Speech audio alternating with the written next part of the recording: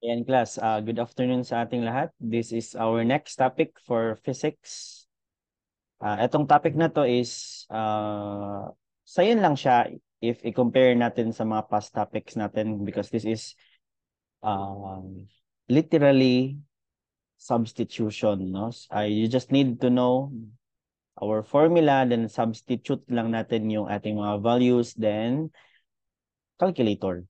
So it's just a matter of memorization of the formula and substitution of our given. Di pas kaganina nga analyze gid siya. So unsa nga topic sir? That is Newton's law of motion.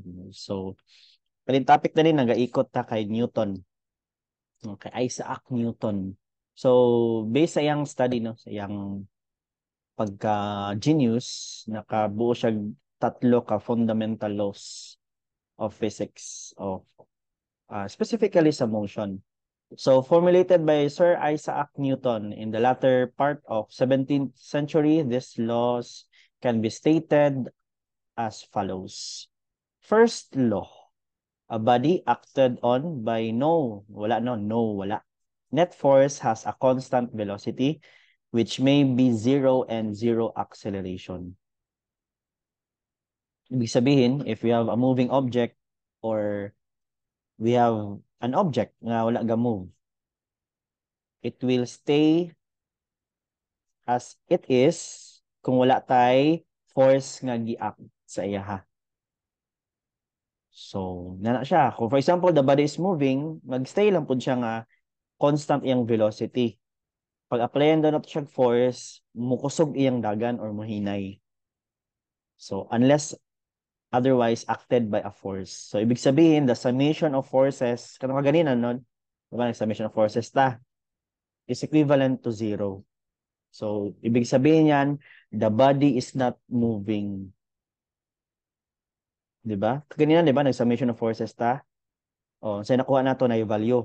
O, ibig sabihin, the body is moving. Muna yung first law.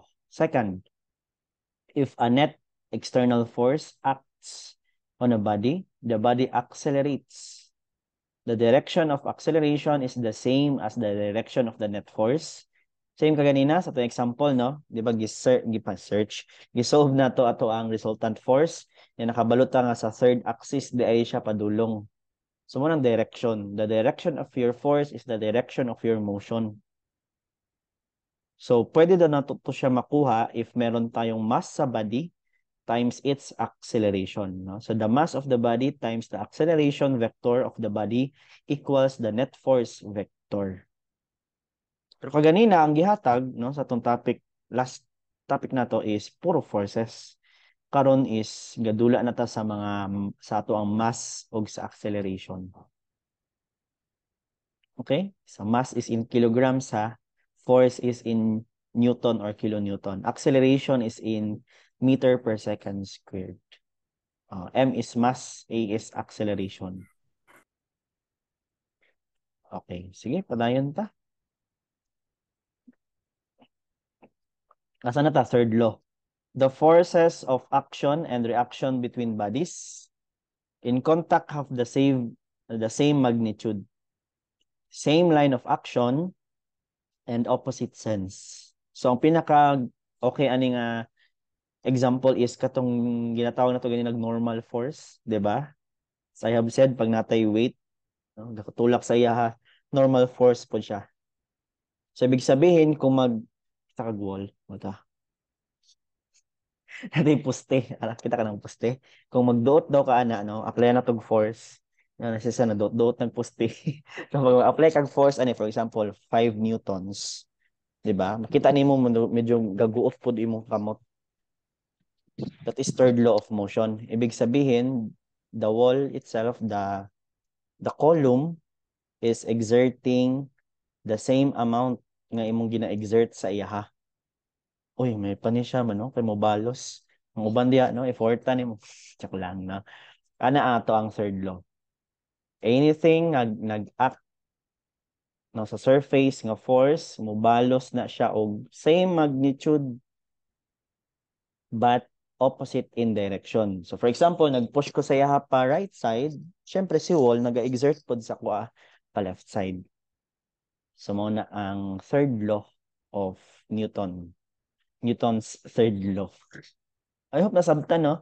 So, ang first is, ang object, dili na maglihok forever kung wala ni mag-i-applyan og force.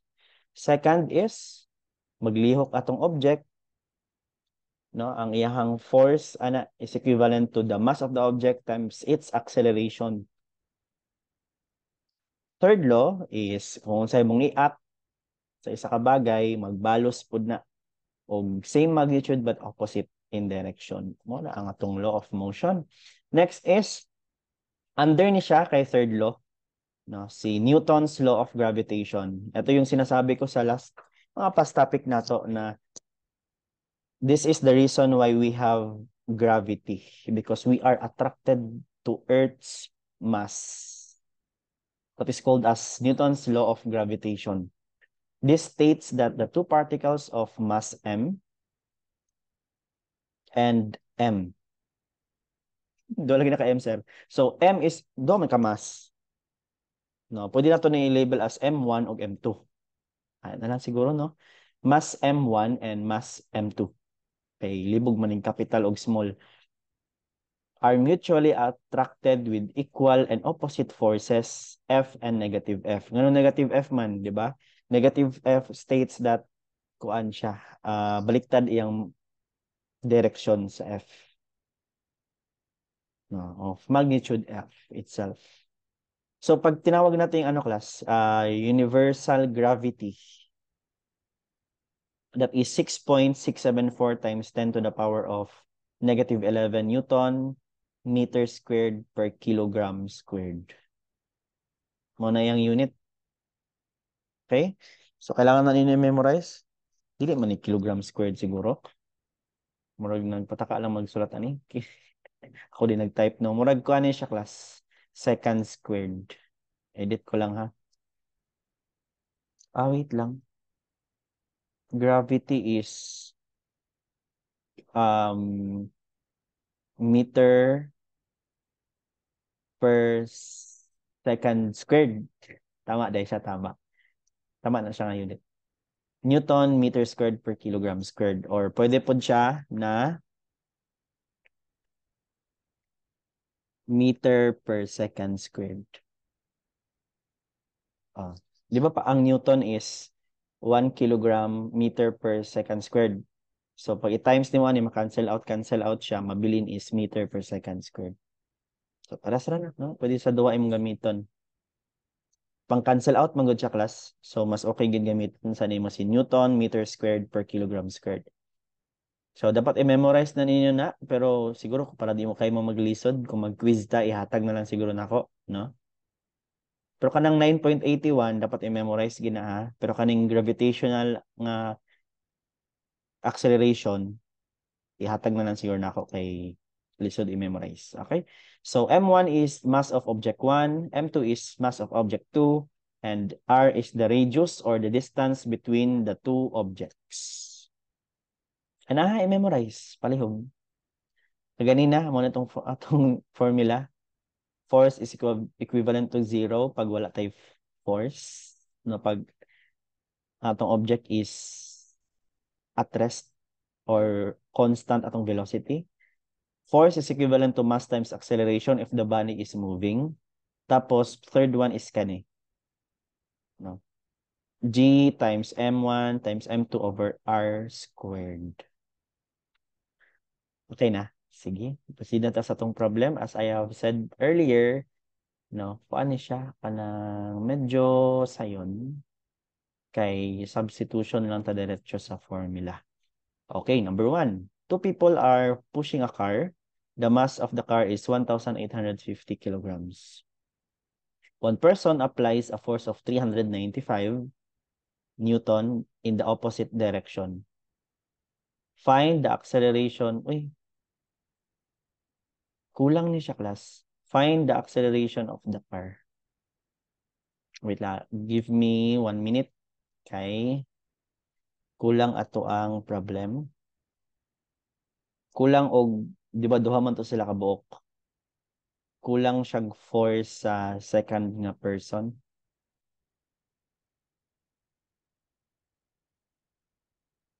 Nakulangan ko type.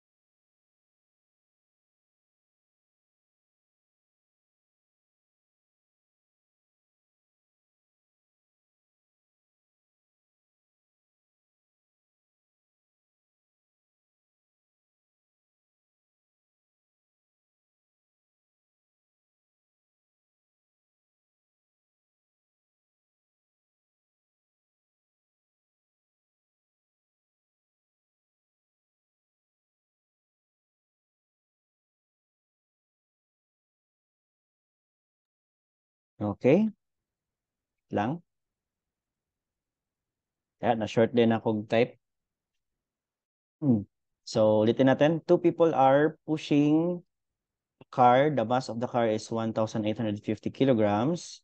One person applies a force of 257 Newton to the car while the other applies 395 Newtons in the same direction. Tapos, naaday nagsalungat sila, no? A third force of 560 Newton acts in the opposite direction. So, find the acceleration of the car. Sige, so solve ta. So, ang gamito na to, ani, di ba? Di ba? Natay 275, natay 395, natay 560. So, natay movement, ani, kay dili man equal, no? So, pag meron tayong force na not equivalent to zero, magkakaroon talaga tayo ng movement. Di ba?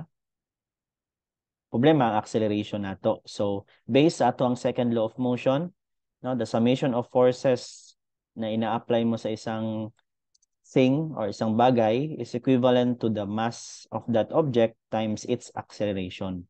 So, yung hinahanap natin class sa number 1 is yung acceleration. Oh, sige, drawing sa ta para ma-imagine nato.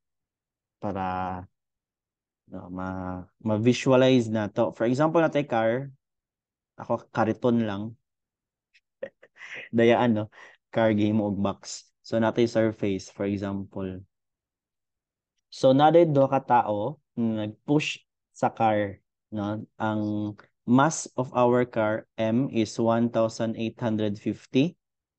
kilograms. Ara, tapos nag-push siya. For example, no, let us say, gi-push nila to the right side. Ang isa daw class, no, gina-push daw niya og 275 Newton. Nya, while the other applies same direction gyapon. So, nagtulak pod siya. Nalala ko para maklaro, no? Gitulak niya og 395 Newton. Tapos, naade ga oppose sa ilaha. Third force. Siguro na nagtago-tago na sa gilid, no? Nagtulak po siya, pero opposite direction iyang pagtulak class. That is 560 Newton. So, pangutana, no? Kung sa acceleration sa car? No, kabalo man tangga move siya, pero unsa yang acceleration? Okay, so as you can see na siya summation of forces. Same gihapon ta class, i-assume na to nga going to the right is positive para sa solving na to. So first one is si 395. Pakichat. Is it positive or negative based sa atong drawing?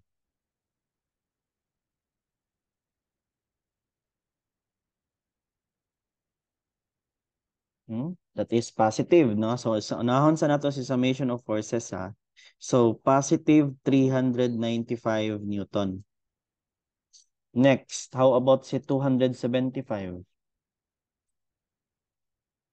Same sila. Same sila. Tama ba? Same sila nga going to the right. So, that is also, yes, that is positive. Positive 275 Newton. Tapos, how about our 560 Newton nga opposite direction? Yes. That is negative. So, negative 560 Newton. So, therefore, the summation of forces natin, no, kung dili siya zero, nagamove gina. Pero pag zero nito pag equal, di zero. Wala ti acceleration. So, paki-calculator daw class. What is 395 plus 275 minus 560? Yes, ayan. The summation of forces is equivalent to 110 Newton. And based sa ating second law of motion, if we have a force, if our force is not equivalent to zero, the body is moving. Diba? So, butang na to. Summation of forces is equivalent to mass times acceleration. So, ibig sabihin, sulat na ko, balik ha. Summation of forces is equivalent to mass times acceleration. Meron po tayong force na, or ano na lang, acceleration naman ang ginapangita, so ibalhin na to ang force sa pikas. So acceleration can be solved using summation of forces divided by our mass. Kailang kay acceleration mangipangita. So therefore, in getting our acceleration, substitute po natin, summation of forces is 110 Newton divided by our mass, which is stated here that is 1,850 kilogram. Mm. Pangutana, unsa unit ani? Ay sa unit. Yan na, yan na. Kansa ta? What is 110 divided by 1,850? Yes, that is 0.059. So that is 0.059. Pwede naman po mong cancel diretsyo meter per second squared. Di ba? Pag acceleration, inana. Naroon na sa meter or sa feet. Nya kay Newton man itong gamit. Meter atong gamiton. So, meter per second squared. Pero, i-explain na to. Nga nung nahimo siyang meter per second squared. Ipakita na to. So, take note class, no? Based sa topic natin kanina, abot kung nakabutang ba diri? Wala na akong nabutang, no? Butang na lang nato diri sa gilid. Nato sa pikas topic, 1 Newton is equivalent to 1 kilogram times meter per second squared. Naka-kilogram man yung Newton, wala may unit nga Newton per kilogram. So ang Newton, i-convert na to into kilogram meter per second squared para ma-cancel out na to si kilogram. Okay, so same sa conversion na to last time, di ba? Newton nasa taas. So 1 Newton, ibaba na to para ma-cancel out. In every 1 Newton, ayan, we have 1 kilogram meter per second squared. So, cancel out po natin si Newton, cancel out si Newton, cancel out si kilogram and kilogram. Ang mabilin is meter per second squared.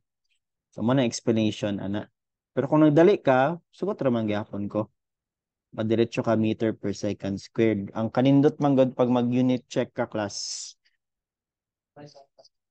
Isa man to, nawala man. Ah.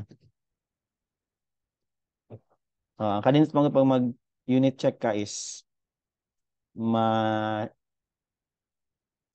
nimo, no?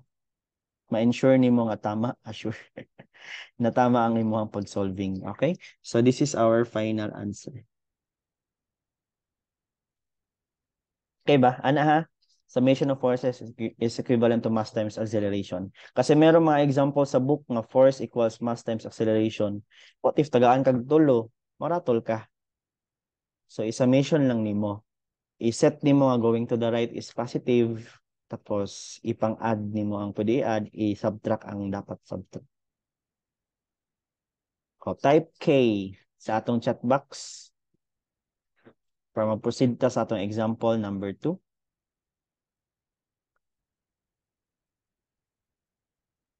Huwag suplado, makain okay. Sige. So, in our example number 2, ito, ano yan, puro lang gid ni siya formula based. Kailangan lang nila ito i-apply.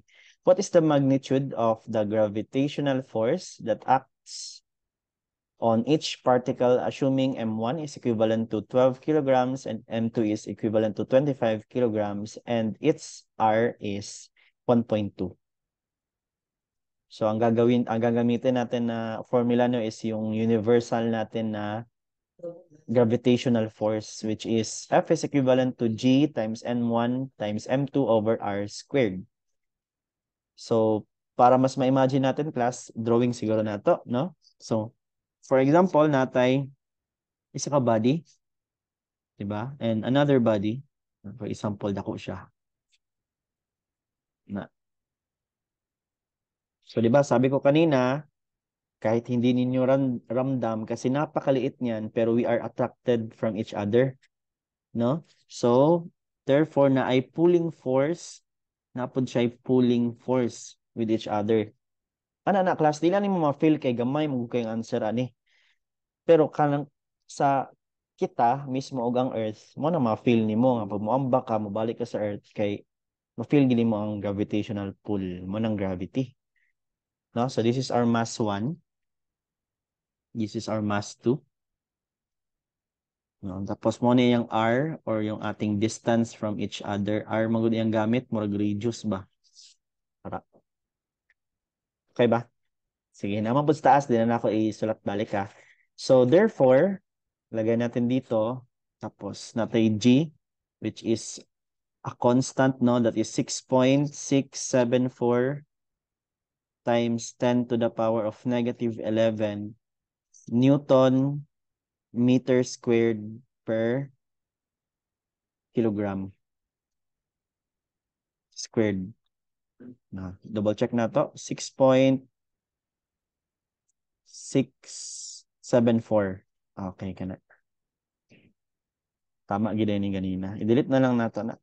Newton meter squared per kilogram squared. Okay, kompleto na. Nanatay G, nanatay sorry, sa mani. Nanatay M1, M2 tsaka R2. So let us substitute everything sa ating formula. We have F is equivalent to 6.674 times 10 to the power of negative 11. Lagyan natin yung kanyang unit, Newton meter squared per kilogram squared. Then multiply po natin, matanong open parenthesis, para dito maglibog. M1 po natin is 12 kilograms. Multiplied natin sa M2, which is 25 kilograms. Paki-calculator po. Close parenthesis. Ara.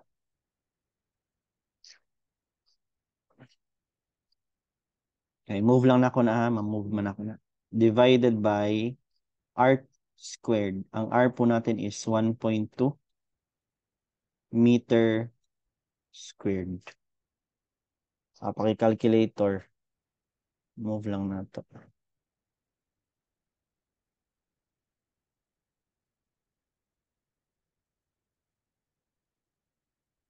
Sige daw, class. What is our answer? Calculator na dito, no? Kay say mo nag-unit meter squared cancel out. So cancel out ni siya no ang squared.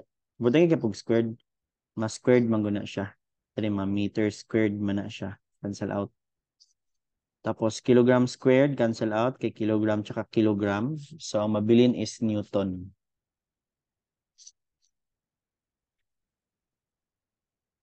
Double check ha.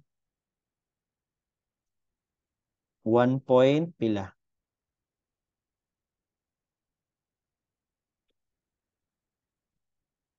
Yes. Ano na tatlo nga parehas. I-double check do imo Joshua. Kasi nakay na mali og I think that's correct na. 1.390. Ah, sige. So force po natin is equivalent to 1.390 times 10 raised to the power of negative 8 Newton. O, di ba? Negative 8. So 0.00000000139. Inana kagamay. Pero naagyapon siya. Di lang na to feel kay gamay mo kaya to ang universal pull with each other. Yeah, ang earth dako ba kaayo. Nga ikaw gamay ra ba ka kaayo mo nang ma-feel nimo. Ma-feel nato ang pull. Okay? Thank you. So this is our final answer. Ano lang presence of mind, formula, substitute. Keep natin. So next topic. Oh, di ba? Dali lang. Di kita guro kaabot aning isa ka oras. Tapos break na po 30 minutes. Okay? Next topic is work. Kani, sayo na po kain siya. In physics, measure of energy transfer that occurs when an object is moved over a distance by an external force, at least part of which is applied in the direction of displacement. Kumbaga, ang uban, no, work equals force times distance. So, for example, luya ning kuan no kilid na ko nga positiba. For example ganing poste. O, tulakon ako ni, di ba nag-apply kog force, di ba? Tama? Tama. So gi-applyan ako kog force. Nilihok wala. Wala. So no work done. Work can be measured if nag-apply kag force tapos nilihok ang imuhang gi-applyan og force. For example, imagine natay box.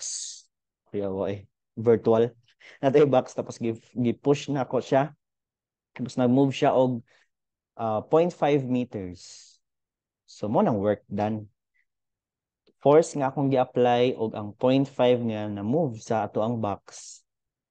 That is work. No, ang unit niya class is Newton meter. Dili Newton over meter ha. Newton times meter. Newton meter. Ibig sabihin force times distance.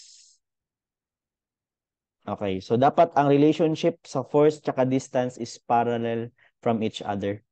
So for example, no, sampulan na nato kadiyata. For example, na kay box. Tapos gitulak nimo siya or gipull nga naatay theta.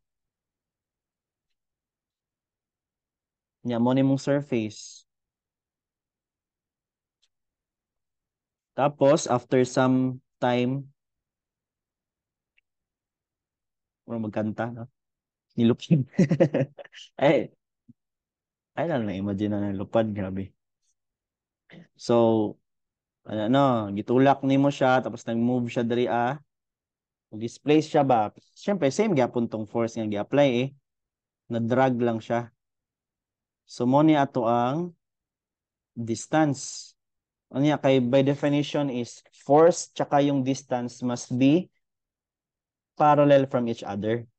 So, therefore, kaning force nga imong gi-apply, force, no, gamitan na tong Pythagorean theorem or gamitan na to og SOHCAHTOA. Unsa man nga force atong kailangan? Si force x. Kani di ba? Fx. Tong lesson na to kaganina class, si Fx. Yes, magamit na to si force F, pero i-convert sa nato pahigdaon sa nato siya. Based on this triangle, di ba triangle man na? Ara. Ang F mo na itong hypotenuse, ang Fx mo itong adjacent. O na pod. Ni sampa na pod siya, no? Si So, Ka, Towa. Again na, Fx is adjacent sa to ang angle theta. F is hypotenuse. O sa itong gamiton class? Sine, cosine, tangent. Asa sa tulo.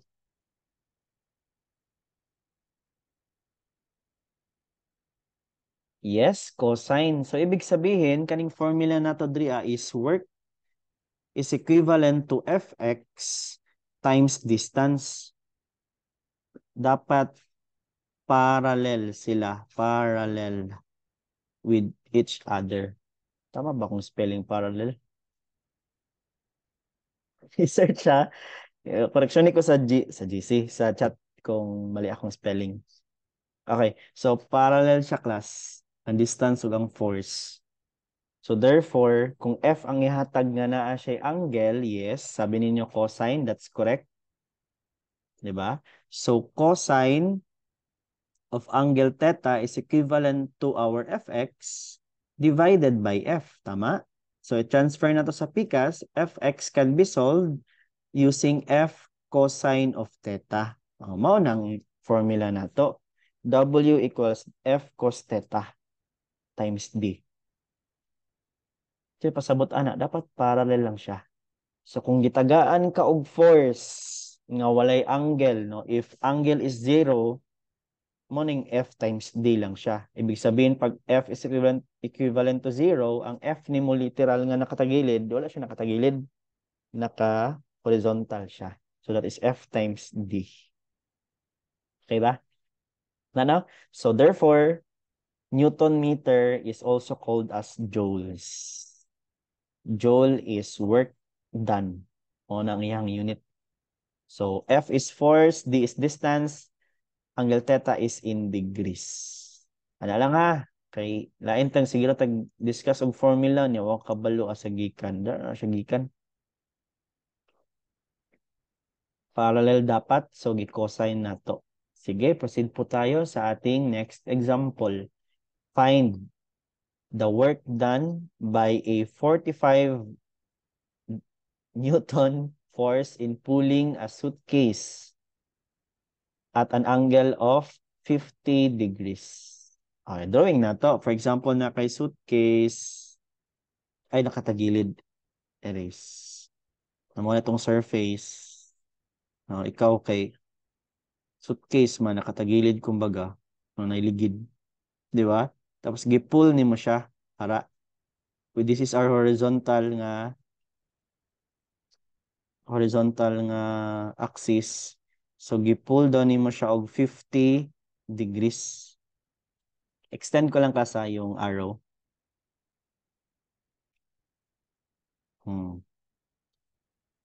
Na. Tapos, mo na itong F, force applied, that is 45 Newton. So, pag drag down mo sa yaklas, 50 degrees, di ba? At a certain time, naabot na siya diri dapita. No? Same gyapon ana, tapos na siya ligid. So, that distance is indicated, that is 75 meters. That is our distance, D.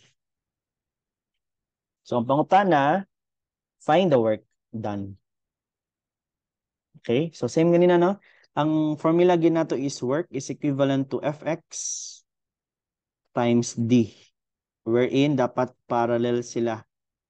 Parallel. So, na-discuss nato ganina para si F, kanina ka-slant, ma-convert into Fx, convert po natin.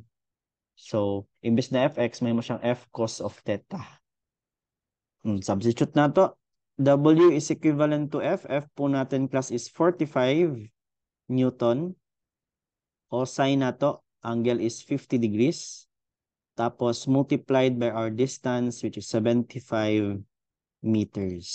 So what is our work done in Newton? Lang ha, i-reson sa nako. Tama to siya. Putagan ko lang og Newton. 45 Newton. So, ang unit is Newton meter.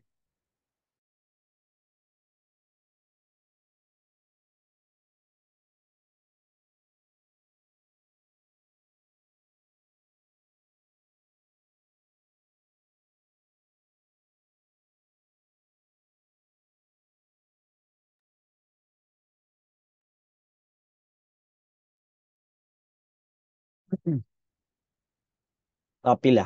That is 2,169.408. Sige. 2,169.408 Newton meter, or also called as joules. So pagtagaan ko ni mong NM, tama. Pagtagaan ko ni mong J, tama gyapon. Parehas lang na sila. Final answer. Ayan. Sige. Keep natin. Oh, we have 2 problems left. Tapos, syempre, break na po tag 30 minutes. Question, based diri wala man no, clear man siya. Basta i-convert lang nato into parallel yung ating force tapos times distance. Sige, padayon to. Number 4. A weightlifter is bench pressing a barbell whose weight is 710 Newton. He raises the barbell a distance of 0.65 meter above his chest, and he lowers it the same distance. The weight is raised at a constant velocity. No, so wala siya acceleration na.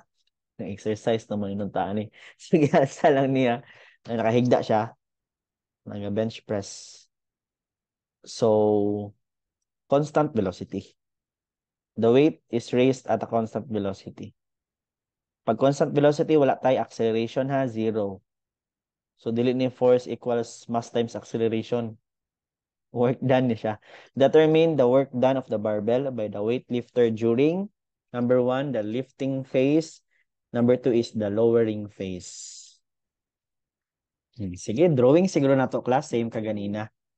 So, first one, lagay natin na. So, first one, diyan na ako i-drawing ang tao grabe pod mo, no? So, mo ni ato ang barbell, tapos, gialsa daw niya with a distance of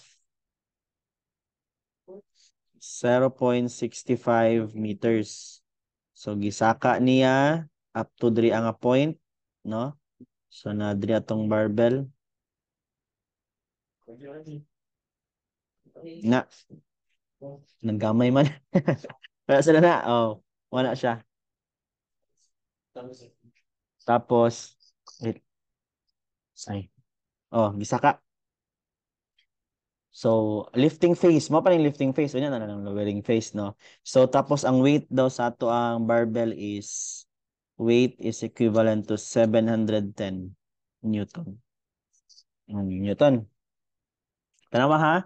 Morning weight or morning timbang. Diba? Force gapon siya. Then, pasaka. Oh, may I ask, what is our angle theta?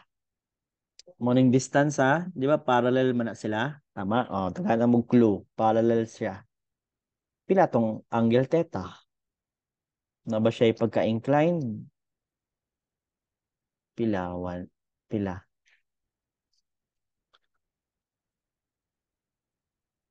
Kung i-compare ni mo ba sa distance?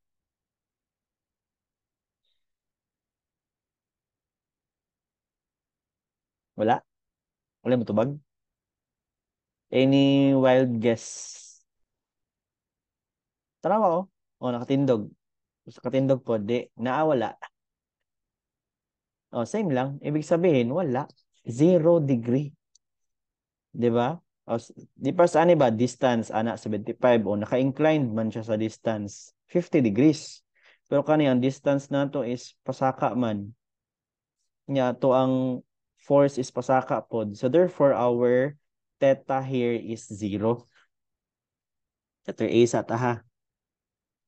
Letter A, theta is 0 degrees. So therefore, work is equivalent to automatic force times distance. In this case, yung work na to. Ang weight natin, that is our force. W work niya, kanin W nga, weight ni siya, weight. GHT. Dili na work. So, diretso ta, substitute. No? Work is equivalent to force natin is 710 Newton times distance, no? Raise niya. You raise me up. That is 0.65 meters. What is our work done in our lifting phase?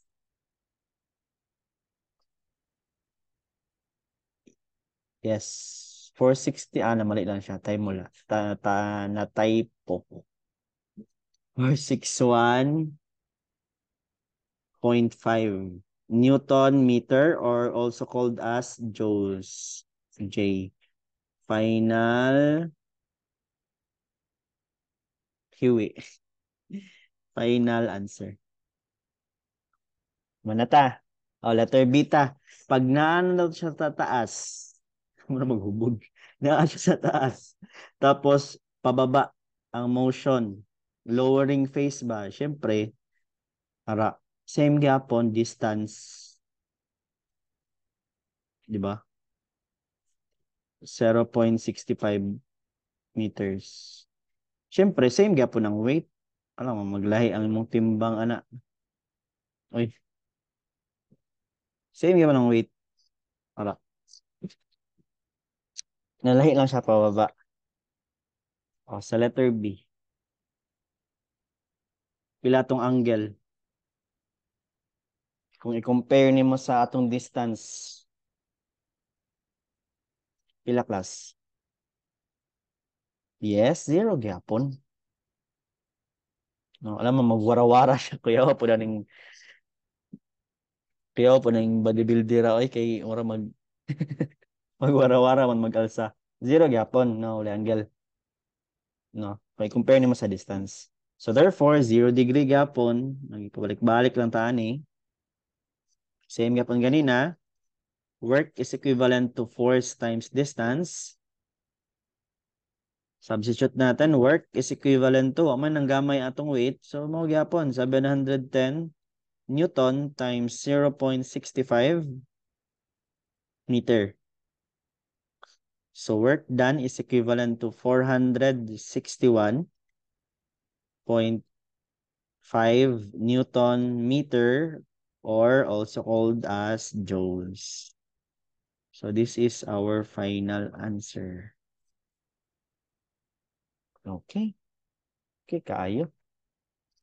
Para. Final answer. Sige. Proceed po tayo sa ating last example. Tapos break na po tawag 30 minutes. No? Basi pwede mo mag-idlip. Dira ka diyot. Tapos let's proceed with our last topic for finals. Okay.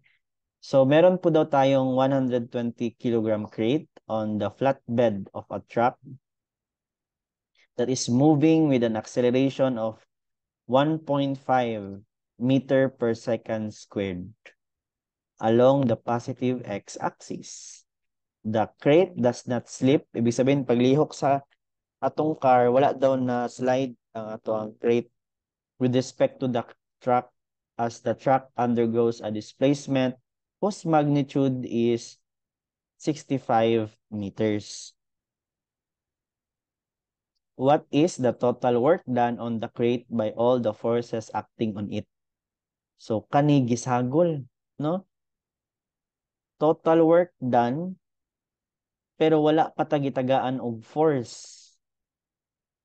Ba? Wala pa tagitagaan og force. Drawing sa nato, syempre, nung test, hindi na to ma-imagine eh. So, for example, natay car. Pasensyahe sa ko ang car ha. Mura ni si Optimus Prime.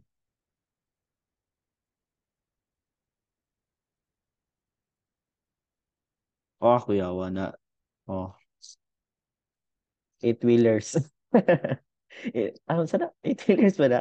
1, 2, 1, 2, 3, 4, 5, 6, 7, 8, 9, 10. 10-wheelers di ay. Na ba, eight-wheelers, no? So, 10-wheelers nga truck. Tapos natin crate. May crate ra ha. Ah, diba? So this is our crate. This is mass with 120 kilograms. Okay. So ga-accelerate daw siya. Ibig sabihin, ga-move ang ato ang truck with an acceleration of positive 1.5 meter per second. Mm-mm.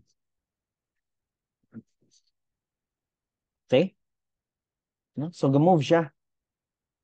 Kasi pagkasakay na siya, no, nagyapon siya work done. So, therefore, ibutang sa itong formula. Work is equivalent to force times, ano ba yung formula dere? Ah, wala. Force times cosine of theta times d. Di ba? That is our force. Cosine of theta d. Pero ang problema na to, class, wala pa tayo force. Pero pwede na to magamit ang another law of Newton. Balik ta ha. Katong topic na to ganina, pero apply na to karon. Second law. If the body is moving, there is a force which is equivalent to mass times acceleration. So, ibig sabihin, biskan pagwa tagi-tagaag force, pwede na to ma-solve. No? Second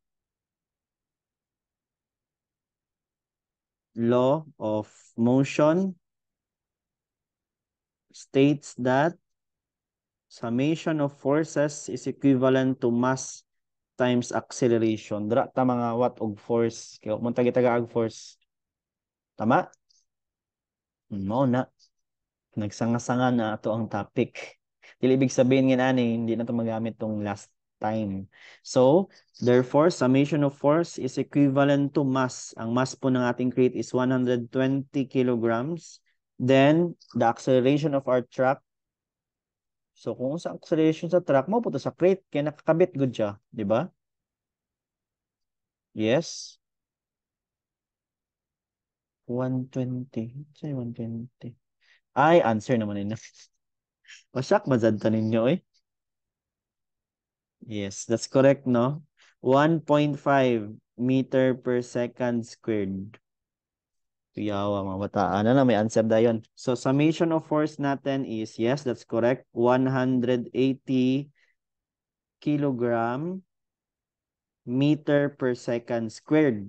And take note, in every 1 kilogram meter per second squared, we have 1 Newton. So, cancel out na tanan. Cancel out. Mahimo siyang Newton. So, summation of F is 180 Newton. Pota na, final answer. Siyempre, daily. Ang ipangutana is work done. But take note, na tayo force. So, mapag-compute sa work done. Work is equivalent to force times distance, which is parallel from each other. So, take note, no? Theta na to is 0 degree. Kung man siya nilupad. Di ba? Horizontal man na to movement. So, work is equivalent to, dali na lang nakaisulat siguro class sa gilid. Theta is 0. So, therefore, work is equivalent, wait lang. Work is equivalent to F times D. So, work is equivalent to 180 yung force na solve natin times distance. Sabi dito, no? Displacement daw niya is 65 meters.